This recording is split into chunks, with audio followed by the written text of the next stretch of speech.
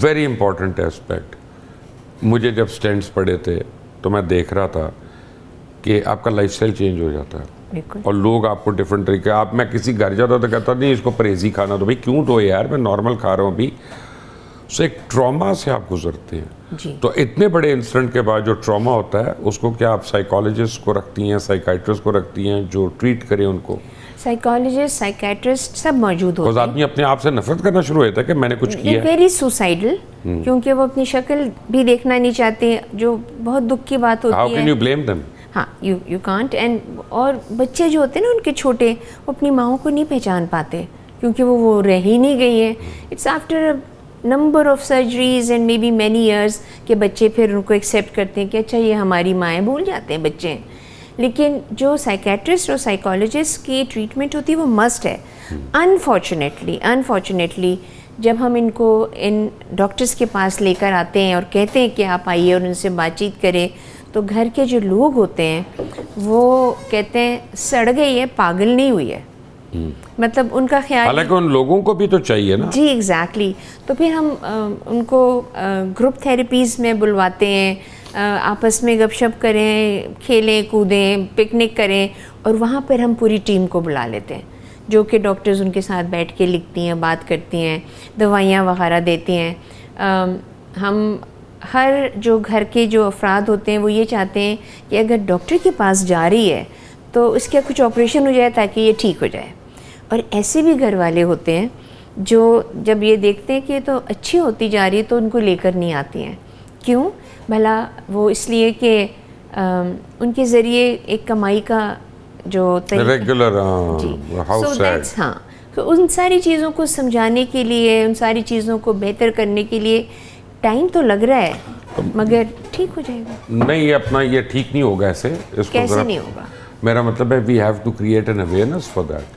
सो awareness तो बहुत ज़रूरी है ना, एडवोकेसी भी बहुत ज़रूरी है। हम डिफरेंट, आपको हैरत होगी कि अभी कोई 15 दिन पहले 5वीं जमात की एक बच्ची एक स्कूल से, उसने स्माइल अगेन फाउंडेशन के ऊपर पूरा थीसिस लिखी और उसकी वो इंटरनेशनली रिकग्नाइज्ड हुई और उसको अवार्ड दिया गया। कितनी छोटी उम्र में एक बच्ची जो है ये फ़र्क महसूस कर रही है। This is about awareness, this is about. ये विक्टिम बच्ची है? Non victim? Non victim. बड़ी अमेजिंग बात। बहुत मतलब 5वीं जमात की बच्ची जो है 10 साल की होगी। जी। एंड देन मज़े की बात ये थी कि वो आती थी, वो उनके साथ बैठती थी, उनसे बातें सुनती, उसके जो दिमाग में आता था फिर उसने देखा, रिसर्च किया वगैरह वगैरह।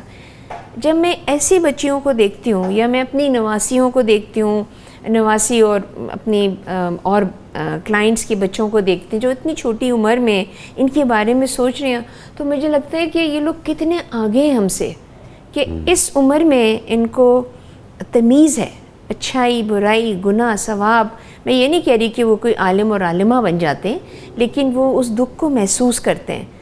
हम लोग मैंने तो बहुत देर से शुरू किया और मुझे उसका अफसोस भी है, लेकिन मुझे ये पता है कि जब से शुरू किया है, जब से लेके जिस तरह आपने कहा स्टेंट्स पड़े तो दुनिया तो डिफरेंट लगने लगती है। तो अल्लाह ताला हम उससे एक दिन पहले मैं याद है आप पैसे गिन रही होती थी काउंटर पे खड़े होकर। हाँ, लेकिन ऑनेस्टली, टू बी ऑनेस्ट, बड़ा गलत होगा अगर मैं ना मेंशन करूं कि अगर आपके पेरेंट्स ना होते तो ये आप नहीं कर सकती थी। इसमें तो कोई शक नहीं है, क्योंकि मेरे वालिदैन, स्पेशली मेरे वालिद जो थे, वो मेरे लिए एक बहुत स्ट्रॉन्ग आयरन एंकर। हाँ, और माँ जो थी उनकी तरबियत थी। हम सब तो माशाल्लाह से 6 बहनें और 2 भाई, तो हमारे घर में ख़वातीन ज़्यादा थी। उसमें बेचारे डैडी जो थे ना वो रजिया गुंडों में फंस जाते। नहीं, बंदे भी थे, वो बाहर गेट के बाद चक्कर लगाते रहते थे। बहुत बंदे आते थे, मुझे याद है, ऐसी बात नहीं है। बहुत यानी कि उनकी वजह से हमें आगे बढ़ने के लिए सहूलियात हुई। ख़वातीन के लिए उनका एक विज़न था, बच्चियों के लिए विज़न था कि इन्होंने बेहतर करना है, अपने पाँव पे खड़ा होना है। अल्लाह ताला का करम रहा। अच्छा, मैं एक दिन हिसाब लगा रहा था, एक्चुअली मैं अपनी बेटी को बता रहा था और उसको मैं बता रहा था कि कईयों को तो मैं जानता हूँ, मुसरत मिसबा हैं, सुल्ताना सिद्दीकी हैं, हदीका कियानी है, नबीला है, और यानी जो हैं नसरीन कसूरी, ये सारे हमारे मुल्क की औरतें जो हैं वो बड़ी हाई अचीवर्स हैं, यानी और स्पेशली सिंगल वेमेन, कि जितनी मुश्किल होती है एज अ सिंगल वुमन यहाँ पे अपने आप को बचा के रखना, अपने बच्चे पालना, फिर अपना काम करना जो पब्लिक के साथ लिंक्ड हो, ये बजाते खुद एक PhD डिमांड करता है। बेशक ये बड़ा मुश्किल काम है। ये बहुत मुश्किल काम है। और मेरे ख़्याल में जो ख़वातीन सिंगल वुमेन हों, सिंगल पेरेंट्स हों, वर्किंग क्लास के ज़ुमरे में अगर आती हैं, तो मैंने एक चीज़ जो सब में कॉमन देखी है वो टाइम मैनेजमेंट है। They manage their time beautifully, and whatever time is given to whichever person, चाहे वो बच्चे हों, चाहे घर के बुज़ुर्ग हों या उनके काम के हों, वो क्वालिटी टाइम होता है। एंड ये खुसूसियत जो है वो सिर्फ ख़वातीन में ही मैंने देखी है। वैसे now that you say it, yes, I mean they know, they are good time managers, all of them. All of them, there is no doubt about इसमें it. कोई शक नहीं। Now coming back to this, sorry मैं एक अनपढ़ वाला सवाल कर रहा हूँ। करें। मैं परसों में 3 दिन पहले मेरी एक डॉक्टर से बात हो रही थी और वो मुझे बता रही थी बोटॉक्स की क्या कॉस्ट है, फिलर्स की क्या कॉस्ट है, तो चाइनीज़ की क्या कॉस्ट है और अमेरिकन की क्या कॉस्ट है। तो मैं उससे हिसाब लगा रहा था कि जो रिकन्स्ट्रक्टिव सर्जरी है, अगर बोटॉक्स में कोई लाख रुपया लोगों का लगना है या 2 लाख रुपया लगना है, तो पूरे का जिसमें सिर्फ माइनर्स आपने एक्सेंचुएट करना है किस्म का, तो रिकन्स्ट्रक्टिव सर्जरी की क्या कॉस्ट होगी? सो हमें जनरली स्पीकिंग, क्योंकि हम लोग कॉन्ट्रैक्ट करते हैं लोगों गवर्नमेंट हॉस्पिटल्स के साथ, प्राइवेट हॉस्पिटल्स हमें बहुत मुश्किल पड़ते हैं, बहुत महंगे होते हैं, तो हमें 80,000 से 1 लाख की पड़ती है एक सर्जरी। तो एक बच्ची की 40 सर्जरी होनी है ना, हाँ, तकरीबन। तो हम उसको कभी भी ये नहीं कहते, क्योंकि लोग जो हैं वो कहते हैं क्या एक लड़की के लिए, एक औरत के लिए इतने पैसे दूँ, मैं एक स्कूल खोल देता हूँ।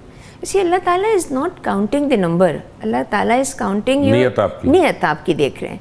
तो जब एक बच्ची के लिए ये सोच लें, तहैया कर लें कि इस साल मैंने 2 सर्जरीज़ करनी है, 2 लाख रुपए हो गए, अगले साल ऑटोमेटिकली अल्लाह ताला आपको 4 सर्जरीज़ का देगा। ये मेरा यकीन है, फेथ है कि ये हो ही नहीं सकता कि आपने सोचा, आपका अजर का पहिया शुरू हो गया और उसके बाद there is no stopping to it.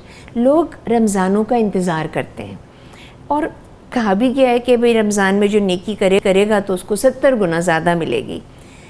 बेशक मिलेगी, लेकिन अगर वो पूरे साल भी करते रहेंगे तो उससे भी कहीं ज़्यादा मिलेगी, क्योंकि आपकी कई नेकियां आपको सिर्फ सवाब वगैरह ज़्यादा आपकी इंसानी जिम्मेदारियां भी होती हैं। बिल्कुल होती हैं। आपको ये सोच के करनी चाहिए, सवाब देना अल्लाह का काम है। बिल्कुल, आप सिर्फ अपने अमल के ज़िम्मेदार हैं और बाकी जो लोग हैं वो आपसे देखकर अगर सबक हासिल करते हैं तो बहुत अच्छी बात है, नहीं करते हैं तो मैं हमेशा ये कहती हूँ कि खुशनसीब होते हैं वो लोग जिनको अल्लाह ताला मौका देता है अपनी मखलूक की खिदमत करने का, और बदनसीब होते हैं वो लोग जो कि मुंह फेर लेते हैं या सोचते हैं कि अच्छा चलो बाद में कर लेंगे।